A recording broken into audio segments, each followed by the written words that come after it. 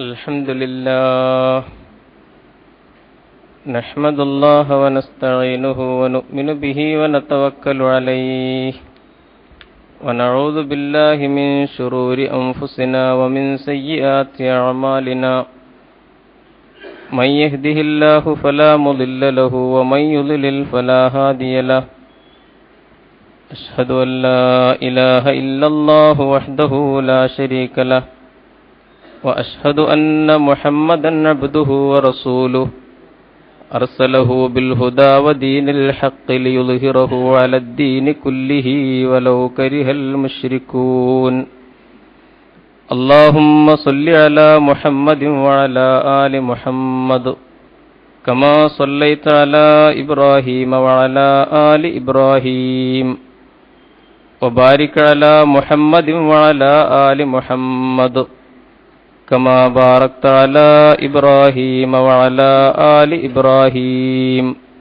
في العالمين إنك حميد مجيد أيها الناس اتقوا الله عباد الله أعوذ بالله من الشيطان الرجيم والذين تبوأوا الدار والإيمان من قبلهم يحبون من هاجر إليهم ولا يجدون في صدورهم حاجة مما أوتوا ويؤثرون على أنفسهم ولو كان بهم خصاصة ومن يوق شح نفسه فأولئك هم المفلحون والذين جاءوا من بعدهم يقولون ربنا اغفر لنا ولإخواننا الذين سبقونا بالإيمان ولا تجعل في قلوبنا غلا للذين آمنوا ربنا إنك رؤوف رحيم صدق الله العظيم إن أريد إلا الإصلاح ما استطعت وما توفيقي إلا بالله عليه توكلت وإليه أنيب رب اشرح لي صدري ويسر لي أمري واحلل عقدة من لساني يفقهوا قولي. സത്യവിശ്വാസികളായ സഹോദര സഹോദരിമാരെ, പ്രപഞ്ചനാഥനായ അല്ലാഹുവിൻ്റെ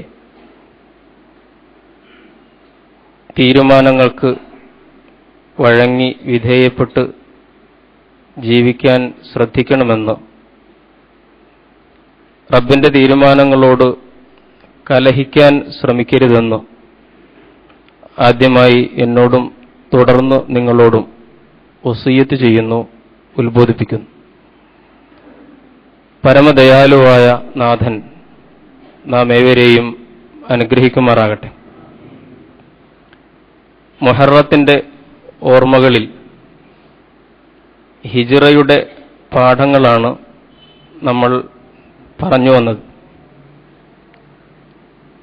അതിൻ്റെ തുടർച്ചയായി ഒന്ന് രണ്ട് കാര്യങ്ങൾ കൂടി സൂചിപ്പിക്കാനാണ് പവിത്രമായ മുഹറത്തിന്റെ ഈ അവസാന വെള്ളിയാഴ്ച ശ്രമിക്കുന്നത്. ഹിജ്റ സമർപ്പണമായിരുന്നു,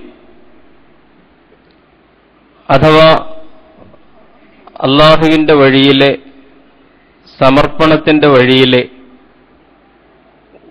ഉദാത്തമായ ത്യാഗമായിരുന്നു. ഇത് നിസ്സാരമായ ഒരു കാര്യമല്ല. അല്ലാഹുവിന്റെ വഴിയിലേക്ക് വന്ന ഒരാൾ ഒന്നാമതായി നടത്തുന്ന പ്രതിജ്ഞയുടെ പാലനമാണത്. ഇന്ന സ്വലാത്തി വനുസുക്കി വമഹിയായ വമമാത്തി ലില്ലാഹി റബ്ബിൽ ആലമീൻ ലാ ശരീക ലഹു വബിദാലിക ഉമിർതു വഅന മിനൽ മുസ്ലിമീൻ വഅന അവ്വലുൽ മുസ്ലിമീൻ. സമർപ്പണത്തിന്റെ വഴിയിൽ, ദൈവാനുസരണത്തിന്റെ മാർഗത്തിൽ ഞാൻ ഒന്നാമനായിരിക്കും.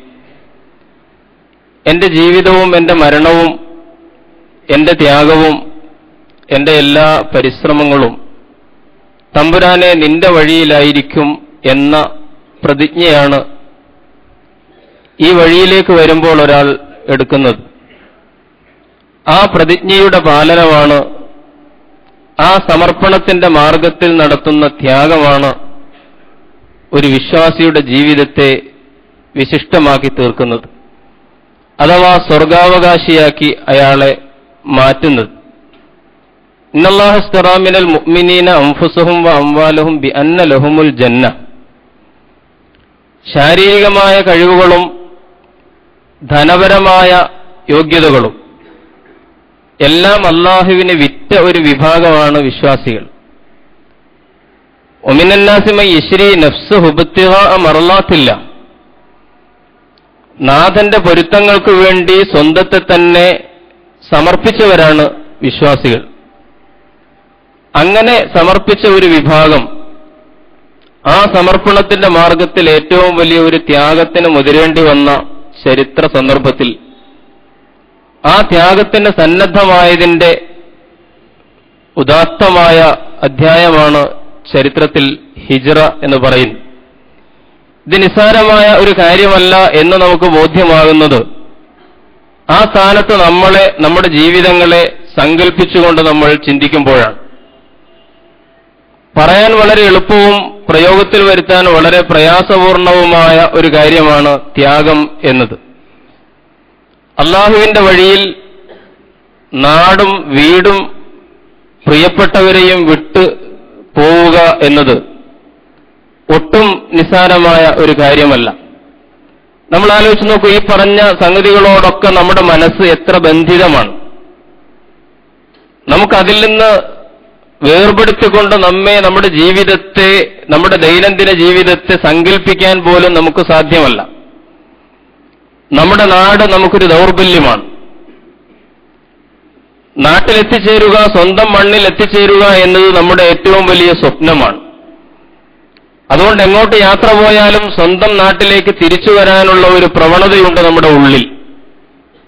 വളരെ വിദൂരമായ ഏതോ ഒരു വൻകരയിൽ എത്തിയിട്ട് ഏതോ ഒരു രാജ്യത്ത് ചെന്ന് അങ്ങനെ അരക്ഷിതനായി അല്ലെങ്കിൽ സുരക്ഷിതനായി നമ്മൾ അങ്ങനെ അലഞ്ഞുകൊണ്ടിരിക്കുമ്പോൾ വളരെ അവിചാരിതമായി നമ്മുടെ നാട്ടുകാരനായ ഒരാളെ കണ്ടുമുട്ടുമ്പോൾ ഉണ്ടാകുന്ന ഒരു ആഹ്ലാദമുണ്ട്. അത് നമുക്കൊക്കെയുള്ള അനുഭവമാണ്. ഗൾഫിൽ എവിടെയോ വിദൂരമായ ഒരു ദേശത്ത് പണിയെടുത്തുകൊണ്ടിരിക്കുമ്പോൾ അവിടെയൊന്നും മലയാളികളില്ല. അങ്ങനെ നമ്മളൊരു ബേജാറിൽ നിൽക്കുന്ന സമയത്താണ് പെട്ടെന്നൊരു കഫയിൽ നിന്ന് അല്ലെങ്കിൽ ഒരു കടയിൽ നിന്ന് ഒരു കൊണ്ടോട്ടിക്കാരൻ നമ്മളെ വിളിക്കുന്നത്, നമ്മളെ പരിചയമുള്ള ഒരാൾ. അപ്പോൾ ഈ പ്രവാസിയായ മനുഷ്യൻ അനുഭവിക്കുന്ന ഒരു ആഹ്ലാദമുണ്ട്. ഇത് നമ്മൾ ഓരോരുത്തരും അനുഭവിക്കുന്ന ഒരു സന്തോഷമാണ്. നമ്മുടെ നാട്ടിലേക്ക് തിരിച്ചു വരുമ്പോൾ എന്തെല്ലാം സൗകര്യങ്ങളുണ്ടെങ്കിലും സ്വന്തം നാട്ടിലേക്ക് തിരിച്ചു വന്ന് അവിടുത്തെ അസൗകര്യങ്ങളിലാണെങ്കിൽ പോലും ജീവിക്കുമ്പോൾ നമ്മളൊരു ആനന്ദം അനുഭവിക്കുന്നുണ്ട്. നമ്മുടെ നാട് നമുക്കൊരു ദൗർബല്യമാണ്, നമ്മുടെ വീട് നമുക്കൊരു ദൗർബല്യമാണ്. വീട്ടിൽ നിന്ന് വേർപെട്ടുകൊണ്ട് നമുക്ക് നമ്മെ സങ്കല്പിക്കാൻ കഴിയുന്നില്ല. അതുകൊണ്ടാണ് വളരെ പ്രധാനപ്പെട്ട ഒരാവശ്യത്തിന് വേണ്ടി എവിടെയെങ്കിലും ചെന്നാലും ഒന്നോ രണ്ടോ ദിവസം വീട്ടിൽ നിന്ന് വിട്ടുനിൽക്കുന്ന, രാത്രി വിട്ടുനിൽക്കുന്ന ഒരു സംഭവം വരുമ്പോൾ നമ്മൾ ബേജാറാകുന്നത്. നമ്മുടെ വീട്ടിലേക്ക് എത്താൻ, നമ്മുടെ കുടുംബത്തിലേക്ക്, നമ്മുടെ വീട്ടുകാരിലേക്ക്, മക്കളിലേക്ക്, ഇണയിലേക്ക് എത്തിച്ചേരാനുള്ള ഒരു വെമ്പലുണ്ട് മനുഷ്യന്റെ ഉള്ളിൽ. ഇതൊക്കെയാണ് ആദർശത്തിന്റെ മാർഗത്തിൽ വേണ്ടെന്ന് വെക്കുന്നത്. ഇവരെല്ലാം വിട്ടൊഴിഞ്ഞുകൊണ്ടാണ് പോകേണ്ടി വരുന്നത്. അതാണ് ഹിജ്റയുടെ പരീക്ഷണം എന്ന് പറഞ്ഞത്. ഈ പരീക്ഷണത്തിന്റെ മുമ്പിലാണ് സഹാബത്ത് ഏറ്റവും ഉജ്ജ്വലമായിട്ടുള്ള അധ്യായങ്ങൾ രചിച്ചത് എന്ന് നമുക്കറിയാം. നമ്മൾ ആലോചിച്ച് നോക്കൂ, ഒരൊറ്റ ചിത്രം മാത്രം ചരിത്രത്തിൽ നിന്ന് ഞാൻ ശ്രദ്ധയിൽപ്പെടുത്തുകയാണ്. മഹദിയായ ഉമ്മു സലമ റളിയല്ലാഹു തആല അൻഹ ഹിജ്റ പോവുകയാണ്. അങ്ങനെ ഹിജ്റ പോകാൻ വേണ്ടി വാഹനമൊക്കെ റെഡിയാക്കി ഒട്ടകപ്പുറത്ത് കയറി ഭർത്താവായ അബൂ സലമയുണ്ട്, കൈക്കുഞ്ഞായ സലമയുണ്ട്. അങ്ങനെ ആ കുടുംബം ഹിജ്റ പോകാൻ വേണ്ടി വരുന്നു. പക്ഷേ വഴിയിൽ വെച്ച് മക്കയുടെ അതിർത്തി കടക്കുന്നതിന് മുമ്പ് തന്നെ അവർ പിടിക്കപ്പെടുകയാണ്. പിടിച്ചത് സ്വന്തക്കാർ തന്നെയായിരുന്നു. ഉമ്മു സലമ റളിയല്ലാഹു തആല അൻഹയുടെ ഗോത്രക്കാരായ ബനൂ മഖ്സൂമുകാർ വന്നു. അബൂ സലമ റളിയല്ലാഹു തആല അൻഹുവിന്റെ ഗോത്രക്കാരായ അബ്ദുൽ അസദ് ഗോത്രക്കാർ വന്നു. രണ്ടു കൂട്ടരും കൂടി ഇവരെ തടഞ്ഞു വെക്കുകയാണ്. അവസാനം പറഞ്ഞു, അബൂ സലമ നിനക്ക് പോകാം, നിന്റെ ഇഷ്ടം പോലെ പോകാം, പക്ഷേ ഞങ്ങളുടെ പെണ്ണിനെ ഞങ്ങൾ വിട്ടുതരില്ല എന്ന് ബനൂ മഖ്സൂമുകാർ പറയും. ഉമ്മു സലമ ഗോത്രത്തിൽപ്പെട്ട ആളായിരുന്നു. ഞങ്ങളുടെ പെണ്ണിനെ നിന്റെ കൂടെ വിട്ടുതരാൻ ഞങ്ങൾ സന്നദ്ധമല്ലെന്ന് പറഞ്ഞുകൊണ്ട് ഒട്ടകപ്പുറത്തു നിന്ന് പിടിച്ചിറക്കുകയാണ് ഉമ്മു സലമ റളിയല്ലാഹു തആല അൻഹയെ. അബ്ദുൽ അസദ് ഗോത്രക്കാർ പറഞ്ഞു, ഞങ്ങളുടെ ഗോത്രക്കാരനായ ഒരാളുടെ ഭാര്യയെപ്പോലും നിങ്ങൾ പിടിച്ചു വെച്ചിരിക്കുന്നു, എന്നാൽ ഞങ്ങൾക്കൊരവകാശമുണ്ട്, കുഞ്ഞ് ഞങ്ങൾക്കാണ് അവകാശപ്പെട്ടത്, അതുകൊണ്ട് കുഞ്ഞിനെ വിട്ടുതരാൻ ഞങ്ങൾ സന്നദ്ധമല്ല, നീ വേണമെങ്കിൽ പൊയ്ക്കോളൂ, പക്ഷേ കുഞ്ഞിനെ ഞങ്ങൾ വിട്ടുതരില്ല എന്ന് പറഞ്ഞുകൊണ്ട് കൈക്കുഞ്ഞായ സലമയെ പിടിച്ചു വലിക്കുകയാണ്. ഭാര്യയുടെയും ഭർത്താവിന്റെയും ഗോത്രക്കാർ തമ്മിൽ പിടിവലിയാകുന്നു. ഹിജ്റയുടെ ഒരു ചിത്രമാണ്. ചരിത്രം നമുക്ക് കാണിച്ചു തന്ന ഒരുപാട് അപൂർവമായ അനുഭവങ്ങളിൽ ഒരു ചിത്രമാണ്. അങ്ങനെ സലമ എന്ന് പറയുന്ന ഈ ശിശുവിനെ രണ്ട് ഗോത്രത്തിലുംപ്പെട്ട ആളുകൾ അങ്ങോട്ടും ഇങ്ങോട്ടും പിടിച്ചു വലിച്ച് ആ കുഞ്ഞിന്റെ കൈക്കുഞ്ഞിന്റെ അളുക്ക് തെറ്റിയതായി, വികലാംഗനായി മാറിയതായി ചരിത്രം നമുക്ക് പറഞ്ഞു തരികയാണ്.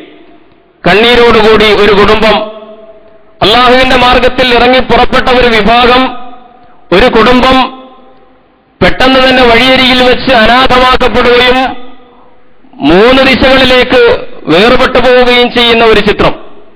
അബൂ സലമ റളിയല്ലാഹു തആല അൻഹു മദീനയിലേക്ക് പോകുന്നു.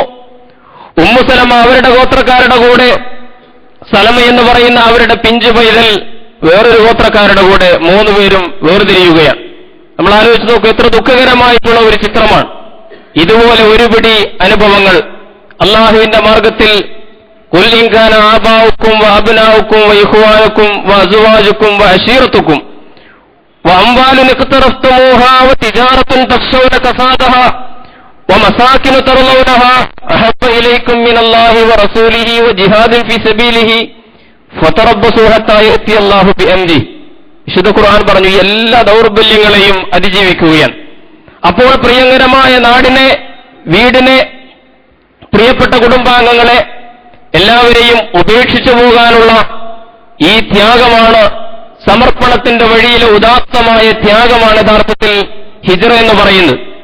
ഈ സമർപ്പണമില്ലാതെ, ഈ ത്യാഗമില്ലാതെ ഒരിക്കലും ഇസ്ലാമിന് മുന്നോട്ട് പോവുക സാധ്യമല്ല എന്ന് ഇസ്ലാമിക സമൂഹം തിരിച്ചറിയേണ്ടതുണ്ട്. നമ്മുടെ ആരാധനകൾ പോരാ, നമ്മുടെ മറ്റുള്ള ഇസ്ലാമിക പ്രവർത്തനങ്ങൾ പോരാ, നമ്മുടെ മറ്റുള്ള അള്ളാഹുവിന്റെ വഴിയിലെ സേവനങ്ങൾ പോരാ, അള്ളാഹുവിന്റെ മാർഗത്തിൽ ഉള്ളറിഞ്ഞ ത്യാഗം തന്നെ, സമർപ്പണം തന്നെ ഈ മാർഗത്തിലില്ലാതെ ഇസ്ലാമിന് മുന്നോട്ട് പോവുക സാധ്യമല്ല എന്ന് ഹിജ്റ നമ്മളെ ഓർമ്മിപ്പിക്കുകയാണ്. പഴയ ഹിജ്റയെ പോലെ നമ്മുടെ കാലഘട്ടത്തിൽ ഒരു ഹിജ്റ ഒരുപക്ഷേ സാധ്യമാകണം എന്നില്ല. ഒരു നാട്ടിലെ വിശ്വാസി സമാജം മുഴുവൻ മറ്റൊരു രാഷ്ട്രത്തിലേക്ക് കുടിയേറുക, അഭയാർത്ഥികളായി പോവുക എന്ന ഒരു സംഗതി ഒരുപക്ഷെ നമ്മുടെ പുതിയ ദേശരാഷ്ട്ര വ്യവസ്ഥയിൽ പ്രായോഗികമായ ഒരു കാര്യമല്ല. കാരണം ഒരു രാജ്യവും സ്വീകരിക്കാൻ സന്നദ്ധമാവുകയില്ല. പണ്ട് കേരളത്തിലെ ഒരു മുസ്ലിം നേതാവ് പ്രസംഗിച്ച് നടന്നിരുന്നു. ഹിന്ദുക്കളെ പ്രകോപിപ്പിച്ചുകൊണ്ട് അദ്ദേഹം പ്രസംഗിക്കാറുണ്ടായിരുന്നു, നിങ്ങൾക്ക് പോകാൻ ഏത് ദേശമാണുള്ളത്, ഞങ്ങൾക്ക് പോകാൻ ഒരുപാട് നാടുകളുണ്ടല്ലോ എന്ന്. അതൊക്കെ ചില ഭാവനകൾ മാത്രമാണ്. ഇന്ത്യയിലെ മുസ്ലിം സമാജം ഇവിടെ നിന്ന് ഹിജ്റ പോയിട്ട് വേറൊരു നാട്ടിൽ അങ്ങനെ സ്വീകരിക്കാൻ ഒരു യസ്രിബ്, അങ്ങനെ സ്വീകരിക്കാൻ ഒരു മദീന, പ്രവാചകനും അനുചരന്മാരും ചെല്ലുമ്പോൾ മട്ടുപ്പാവുകളിൽ കയറി നിന്നുകൊണ്ട്, കെട്ടിടത്തിന്റെ ഉയരങ്ങളിൽ നിന്നുകൊണ്ട് ആബാലവൃദ്ധം ജനങ്ങൾ കൈകൊട്ടിപ്പാടി ത്വലഅൽ ബദ്റു അലൈനാ മിൻ സനിയാത്തിൽ വിദാഇ എന്ന് പറഞ്ഞുകൊണ്ട്, ഇതാ ഞങ്ങൾക്കിടയിൽ ഒരു പൂർണ്ണചന്ദ്രനാണ് ഉദിച്ചിരിക്കുന്നത് എന്ന് പറഞ്ഞ് സഹർഷം കൈനീട്ടി സ്വാഗതം ചെയ്യുന്ന ഒരു നാട് പുതിയ ദേശരാഷ്ട്ര വ്യവസ്ഥകളിൽ ഒരുപക്ഷെ അസാധ്യമായ ഒരു കാര്യമാണ്. പക്ഷേ നമ്മൾ അറിയണം, അള്ളാഹുവിന്റെ വഴിയിൽ അത്തരമൊരു സാഹചര്യം വന്നാൽ അതിനും സന്നദ്ധമാകുന്ന ഒരു വിഭാഗമായിരിക്കണം വിശ്വാസി സമാജം എന്ന് വിശുദ്ധ ഖുർആൻ പറയുകയാണ്. പ്രവാചകൻ പറഞ്ഞു, ഒരു യഥാർത്ഥ മുഹാജിർ എന്ന് പറഞ്ഞാൽ അയാൾ ഹിജ്റ ചെയ്യുന്നത് അള്ളാഹു വിലക്കിയ എല്ലാ മാർഗങ്ങളിൽ നിന്നും സുഖങ്ങളിൽ നിന്നുമാണ്. അതാണ് യഥാർത്ഥ മുഹാജിറിന്റെ സ്ഥിതി. അള്ളാഹു വിലക്കിയ എന്തെല്ലാം മാർഗങ്ങളുണ്ടോ, അള്ളാഹുവിന് ഇഷ്ടപ്പെടാത്ത എന്തെല്ലാം താവളങ്ങളുണ്ടോ, അള്ളാഹു വെറുക്കുന്ന ഒരുപാട് ഉപജീവന മാർഗങ്ങളുണ്ടല്ലോ, ഇതിൽ നിന്നൊക്കെ ഒരു വിശ്വാസി അള്ളാഹുവിന്റെ പൊരുത്തത്തെ കാംക്ഷിച്ചുകൊണ്ട് അതിനെ വിട്ടൊഴിഞ്ഞു പോകുന്നതാണ് യഥാർത്ഥത്തിൽ ഹിജ്റ എന്ന് പ്രവാചകൻ സല്ലല്ലാഹു അലൈഹി വസല്ലം തിരുമേനി പഠിപ്പിക്കുകയുണ്ടായി. ഹിജ്റയുടെ ഈ ഏറ്റവും വലിയ സന്ദേശത്തെ ഉൾക്കൊള്ളുവാൻ നമുക്ക് സാധ്യമാകണം എന്ന് മാത്രമാണ് സൂചിപ്പിക്കുന്നത്. രണ്ടാമത് മറ്റൊരു ചിത്രം, പ്രവാചകൻ ഹിജ്റക്ക് പോകുമ്പോൾ അവസാന നിമിഷം അബൂബക്കർ സിദ്ദീഖും റസൂലും കൂടി ഹിജ്റ പുറപ്പെടുന്ന സന്ദർഭത്തിൽ തന്റെ വീടിന്റെ ചുറ്റും സായുധ പോരാളികൾ വളഞ്ഞു നിൽക്കുന്ന സന്ദർഭത്തിൽ പ്രവാചകൻ തന്റെ വിരിപ്പിൽ അലി ഇബ്നു അബീ താലിബിനെ കിടത്തിക്കൊണ്ടാണ് കടന്നുപോകുന്നത്. അള്ളാഹുവിന്റെ സഹായത്താൽ അങ്ങനെ വീട് വിട്ടിറക്കുന്ന സന്ദർഭത്തിൽ അവസാനം റസൂൽ ചെയ്യുന്ന ഒരു കാര്യമുണ്ട്, ചരിത്രം ചില്ലിട്ട് വച്ചിരിക്കുന്ന അനശ്വരമായ ഒരു ചിത്രമാണ്. എല്ലാ കാലഘട്ടങ്ങളിലും വിശ്വാസികൾക്ക് അല്ല മനുഷ്യ സമൂഹത്തിന് വെളിച്ചം പകരുന്ന ഒരു ദൃശ്യമുണ്ട് അവിടെ. എന്താണെന്ന് ചോദിച്ചാൽ, അലിയെ വിളിച്ചിട്ട് നബി പറയും, നബി ഓരോ കിഴികൾ എടുത്തു കൊടുക്കുകയാണ്, സ്വർണത്തിന്റെ കിഴികൾ, വെള്ളിയുടെ കിഴികൾ, എന്നിട്ട് പറയുന്നു ഇതിന്നാളുടെ അവർക്ക് തിരിച്ചു കൊടുക്കണം. നമ്മൾ ആലോചിച്ച് നോക്കൂ, അള്ളാഹുവിന്റെ പ്രവാചകൻ നീണ്ട 13 വർഷക്കാലം ഇസ്ലാമിന്റെ പാതയിലേക്ക് ജനങ്ങളെ ക്ഷണിച്ചുകൊണ്ടിരുന്ന കാലമത്രയും പ്രവാചകനെ ദ്രോഹിക്കുകയും പീഡിപ്പിക്കുകയും നമസ്കാരത്തിനായിട്ട് കഅബാലയത്തിൽ വെച്ച് നമസ്കാരത്തിൽ സുജൂദിൽ കിടക്കുന്ന സന്ദർഭത്തിൽ ചീഞ്ഞളിഞ്ഞ ഒട്ടകത്തിന്റെ കുടൽമാലകൾ പോലും പ്രവാചകന്റെ കഴുത്തിലണിയിച്ച് കഴുത്തുവെക്കാൻ കഴിയാതെ പ്രവാചകനെ പ്രയാസപ്പെടുത്തിയ സമൂഹം, പ്രവാചകന്റെ കുഞ്ഞു മക്കൾ മരിക്കുമ്പോൾ സന്തോഷസൂചകമായി ആഹ്ലാദനൃത്തം ചവിട്ടുന്ന ഒരു വിഭാഗം, ആ വിഭാഗത്തിന്റെ വെള്ളി സമ്പാദ്യങ്ങൾ, സ്വർണ്ണ സമ്പാദ്യങ്ങൾ, നിക്ഷേപങ്ങൾ പ്രവാചകന്റെ കയ്യിലായിരുന്നു. നമുക്ക് വിശ്വസിക്കാൻ പ്രയാസമാണ്. കാരണം അത്രമേൽ അത്ഭുതകരമായ ഒരു കാര്യം, ആദർശത്തിന്റെയും പ്രത്യയശാസ്ത്രത്തിന്റെയും മേഖലയിൽ പ്രവാചകന്റെ ഏറ്റവും വലിയ പ്രതിയോഗികളായിരിക്കുമ്പോൾ തന്നെ മക്കയുടെ മണ്ണിൽ മുഹമ്മദിനോളം വിശ്വാസയോഗ്യനായ ഒരാളില്ല എന്നവർക്കറിയുമായിരുന്നു. ആരാണ് റസൂല് അൽ-അമീൻ എന്ന് വിളിച്ചത്? ഇസ്ലാമിക സമൂഹമുണ്ടായിട്ട് അനുയായികളെല്ലാവരും കൂടി നമ്മൾ താജുൽ ഉലമ, ശംസുൽ ഉലമ എന്നൊക്കെ വിളിക്കുന്നത് പോലെ റസൂലിന് കൊടുത്ത ഒരു പേരല്ലല്ലോ അൽ-അമീൻ. ആ സമൂഹം വിളിച്ച പേരാണ്. ആ സമൂഹത്തിൽ എല്ലാവരും ഉണ്ടായിരുന്നു. പ്രവാചകന്റെ ശത്രുക്കളടക്കം വിളിച്ച പേരാണ് അൽ-അമീൻ. കാരണം ജീവിതത്തിൽ ഒരിക്കൽ പോലും തമാശയായി പോലും കള്ളം പറയാതിരുന്ന പ്രവാചകന്റെ സത്യസന്ധതയുടെ, വിശ്വസ്തതയുടെ ഉജ്ജ്വലമായ ആ വ്യക്തിത്വത്തിന്റെ മുമ്പിൽ എല്ലാവരും മാനസികമായി കീഴടങ്ങിയിരുന്നു. ലാ ഇലാഹ ഇല്ലല്ലാഹ് മുഹമ്മദ് റസൂലുള്ളാഹി അംഗീകരിക്കുന്നില്ല, പ്രവാചകനായിട്ട് അംഗീകരിക്കുന്നില്ല. പക്ഷേ മുഹമ്മദിനോളം വിശ്വസിക്കാൻ പറ്റുന്ന ഒരാൾ മക്കയുടെ മണ്ണിലില്ല എന്ന് അബൂജഹൽ അടക്കമുള്ള എല്ലാവർക്കും അറിയുമായിരുന്നു.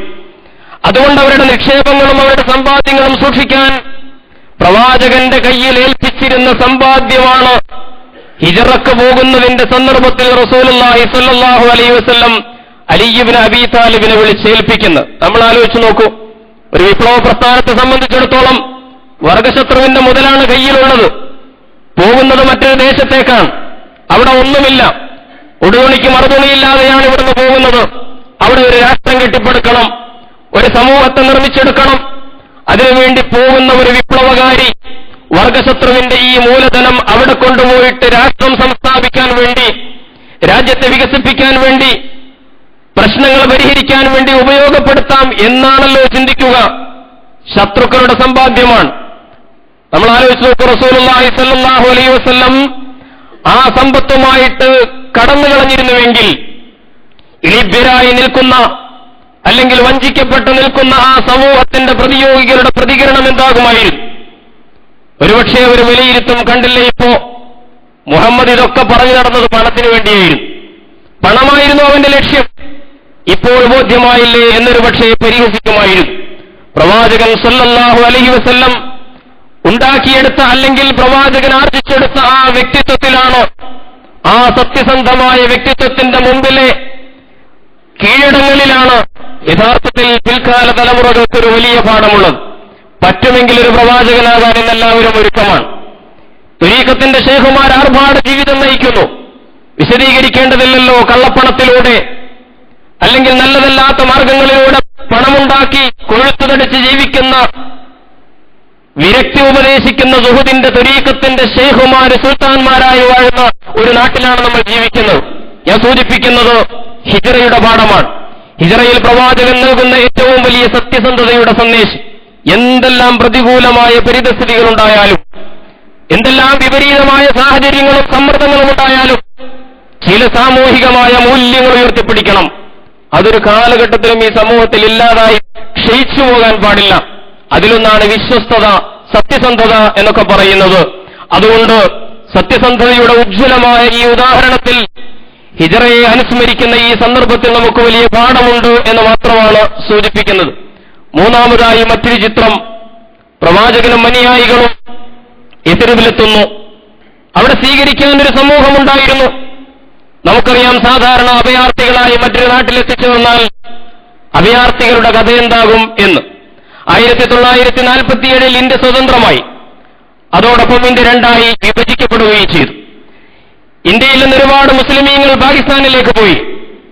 നമ്മുടെ നാട്ടിൽ നിന്നും ഒരുപാട് പണവും പ്രതാപവും ഒക്കെയുള്ള ആളുകൾ, ഇന്ത്യയിൽ അവശേഷിച്ച നല്ലവരായിട്ടുള്ള അല്ലെങ്കിൽ കുറച്ച് സമ്പത്തും സൗകര്യങ്ങളും സ്വാധീനങ്ങളും ഒക്കെയുള്ള വിദ്യാഭ്യാസമൊക്കെയുള്ള ആളുകൾ പാകിസ്ഥാനിലേക്ക് പോയി. ആ പാകിസ്ഥാനിൽ എത്തിപ്പെട്ട ആളുകൾ അവിടുത്തെ തദ്ദേശീയരുമായി ഇണങ്ങിച്ചേർന്ന ഒരനുഭവം നമ്മൾ കാണുന്നില്ല. അവിടെ മുഹാജിർ ഖൗമി മൂവ്മെന്റ് ഉണ്ടായി. അല്ലെങ്കിൽ നാട് വിട്ടു പോകുന്ന അഭയാർത്ഥികളെ ഉൾക്കൊള്ളാൻ തദ്ദേശീയരായ സമൂഹം പലപ്പോഴും വിസമ്മതിക്കുകയാണ് ചെയ്യുക.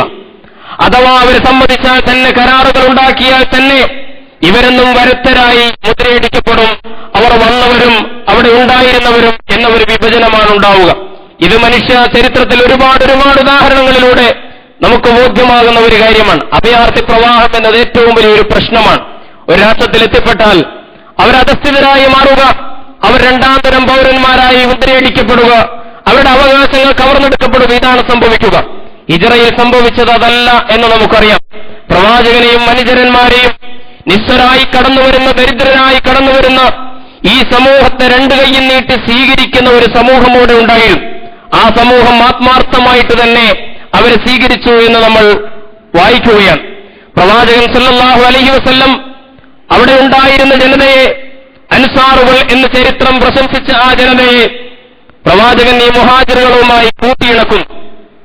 സഹാബത്തിൽ രണ്ടുപേരും അൻസാരിയായ സഹാബിയെ വിളിക്കുന്നു, ഒരു മുഹാജിറായ സഹാബിയെയും വിളിക്കുന്നു. രണ്ടുപേരെയും പ്രവാചകൻ കൈപിടിപ്പിച്ച് കോർത്തിണക്കി. അഖുൻ ഫിദ്ദീൻ, ഇതാ നിന്റെ ദീനിലെ സഹോദരൻ.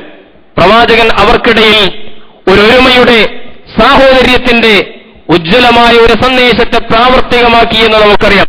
ഇന്നമൽ മുഅ്മിനൂന ഇഖ്വത്തുൻ, മുഅ്മിനുകൾ എന്ന് പറഞ്ഞാൽ, വിശ്വാസികൾ എന്ന് പറഞ്ഞാൽ കൂടപ്പിറപ്പുകൾ മാത്രമാകുന്നു എന്ന് വിശുദ്ധ ഖുർആൻ പഠിപ്പിച്ചു. ആ രണ്ടുപേരെ സഹോദരന്മാരാക്കി.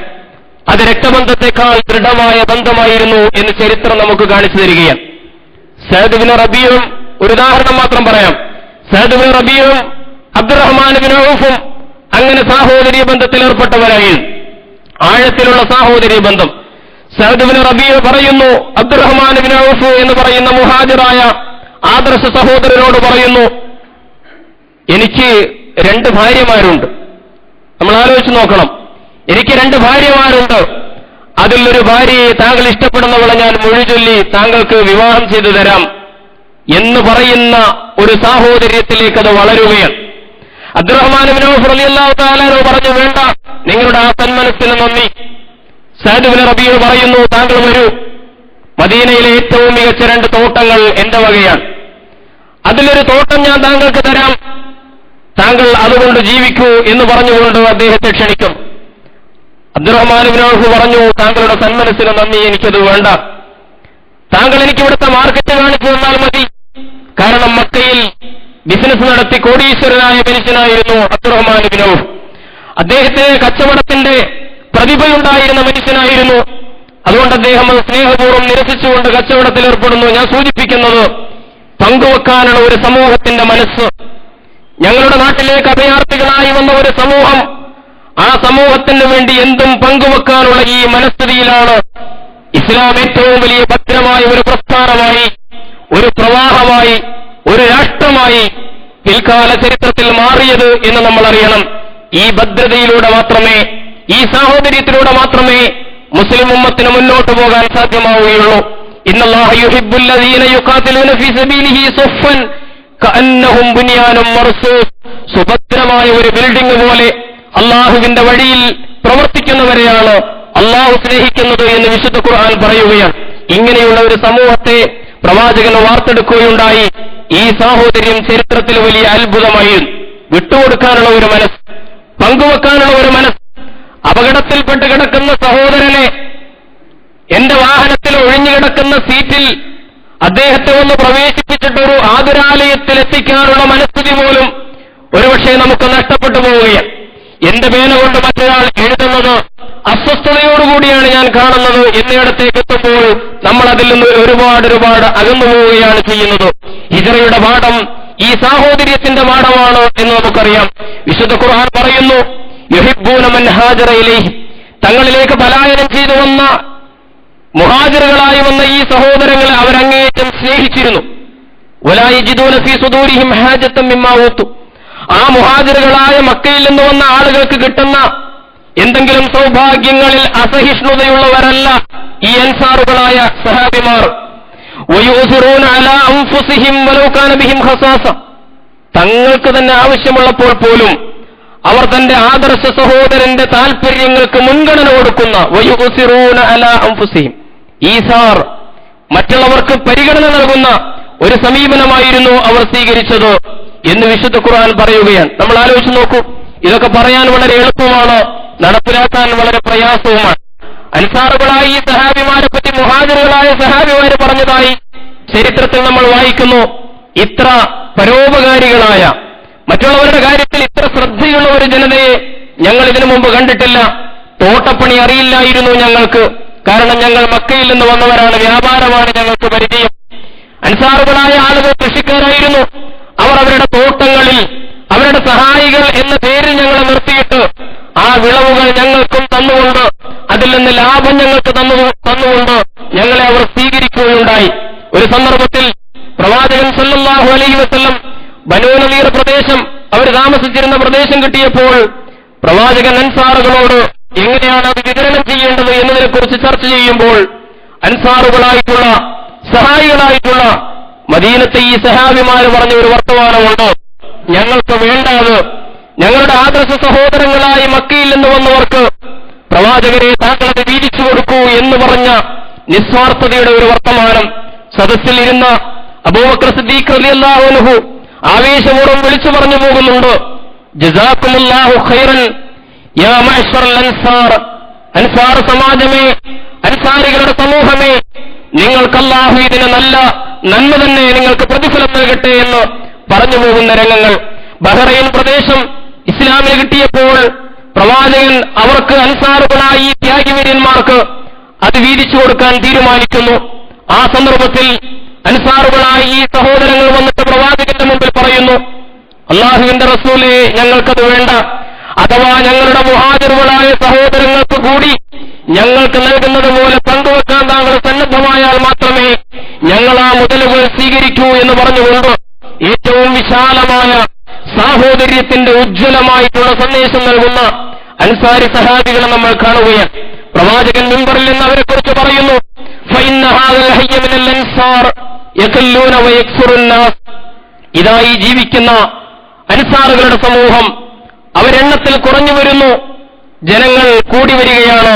ഫമൻ വലിയ ശൈഅൻ മിൻ ഉമ്മത്തി മുഹമ്മദിൻ സല്ലല്ലാഹു അലൈഹി വസല്ലം ഫസ്തതാഅ അൻ യളറ ഫീഹി അഹദൻ ഔ യൻഫഅ ഫീഹി അഹദൻ, എന്റെ ഈ സമുദായത്തിൽ, മുഹമ്മദിന്റെ സമുദായത്തിൽപ്പെട്ട നിങ്ങളിൽ ആരെങ്കിലും ഒരാൾക്ക് അധികാരം കിട്ടിയാൽ ജനങ്ങൾക്ക് ഉപകാരമോ ഉപദ്രവമോ ചെയ്യാൻ കഴിയുന്ന രീതിയിലുള്ള ഒരു അധികാര ശക്തി വന്നാൽ നിങ്ങൾ എന്ത് ചെയ്യണം? ഫല്യഖ്ബൽ മിൻ മുഹ്സിനിഹിം വയതജാവസ് അൻ മുസീഇഹിം, ഈ അൻസാറുകളായ ആളുകൾ, അവരിൽ നല്ലവരായ ആളുകളെ നിങ്ങൾ പ്രത്യേകമായിട്ട് പരിഗണിക്കണം. അവരിൽ തിന്മ ചെയ്യുന്നവരുണ്ടെങ്കിൽ അവർക്ക് വിട്ടുകൊടുക്കണം. കാരണം അവരെന്റെ ആമാശയമാണ്, അവരെന്റെ തോൾസഞ്ചിയാണ്, അവരെനിക്ക് ഏറ്റവും പ്രിയപ്പെട്ട ജനവിഭാഗമാണ് എന്ന് അള്ളാഹുവിന്റെ പ്രവാചകൻ സല്ലല്ലാഹു അലൈഹി വസല്ലം അൻസാറുകളെ കുറിച്ച് പറയുകയാണ്. വിശുദ്ധ ഖുർആനിൽ ഞാൻ ആമുഖമായി പാരായണം ചെയ്ത 59-ാം അധ്യായം സൂറത്തുൽ ഹജ്റിലെ 9-ാമത്തെ വചനത്തിന്റെ ഒടുവിൽ അല്ലാഹു സുബ്ഹാനഹു വ തആല അവരെക്കുറിച്ച് പറയുന്നു, വമൻ യൂക ശുഹ്ഹ നഫ്സിഹി, അവരെ മുമ്പിൽ വെച്ചുകൊണ്ട് പറയുന്നു, വമൻ യൂക ശുഹ്ഹ നഫ്സിഹി ഫൗലൈക ഹുമുൽ മുഫ്ലിഹൂൻ. അതുകൊണ്ട് ഹൃദയത്തിന്റെ മനസ്സിന്റെ കൊടുസിൽ നിന്ന് മോചനം നൽകപ്പെട്ടവരാരോ അവരാണ് യഥാർത്ഥത്തിൽ വിജയിക്കുന്ന ജനങ്ങൾ എന്ന് അല്ലാഹു സുബ്ഹാനഹു വ തആല പറയുകയാണ്. അൻസാറുകളെ മുമ്പിൽ വെച്ചുകൊണ്ട് നമുക്ക് അല്ലാഹു നൽകുന്ന ഏറ്റവും വലിയ പാഠം, ഹൃദയ സങ്കുചിതത്വത്തിൽ നിന്ന് മോചനം വേണം, ഹൃദയ ചുരുക്കത്തിൽ നിന്ന് മോചനം വേണം.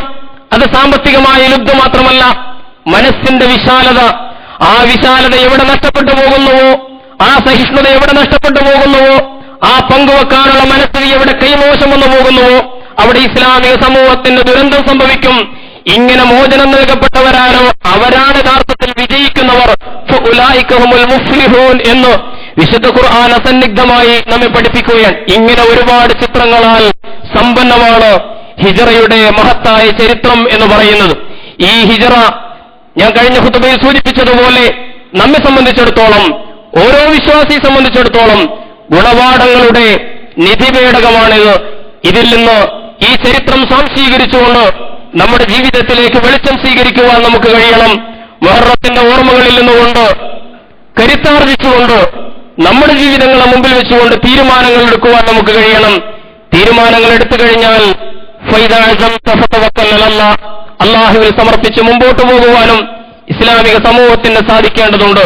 ഈ ചരിത്രങ്ങളൊക്കെ മുമ്പിൽ വെച്ചുകൊണ്ട് എന്റെ ജീവിതത്തിൽ എവിടെയാണ് പോരായ്മകൾ, എന്റെ ദുശ്ശീലങ്ങൾ എന്ന് ചിന്തിച്ചുകൊണ്ട് നമ്മൾ ആദ്യത്തെ ഖുതുബയിൽ പറഞ്ഞതുപോലെ മുഹറത്തിന്റെ ഈ പുതുവത്സരത്തിന്റെ ഈ സന്ദർഭത്തിൽ ഒരു മുഹാസബ നടത്തിക്കൊണ്ട് തിരുത്തലുകൾ, ബോധപൂർവ്വം തീരുമാനങ്ങൾ എടുക്കുവാനും ആ തീരുമാനങ്ങളിൽ ഉറച്ചു നിൽക്കുവാനും അടുത്ത കൊല്ലം മുഹറമാകുമ്പോൾ ആ പുതുവത്സരത്തിന്റെ സന്ദർഭത്തിൽ ആ തീരുമാനങ്ങൾ നമ്മെ സന്തോഷിപ്പിക്കുന്ന അവസ്ഥയിലേക്ക് ഉയരുവാൻ നമുക്ക് സാധിക്കേണ്ടതുണ്ട്. കാര്യങ്ങൾ ശരിയായി മനസ്സിലാക്കാൻ റബ്ബ് സുബ്ഹാനഹു വ തആല നമുക്ക് തൗഫീഖ് നൽകി അനുഗ്രഹിക്കുമാറാകട്ടെ.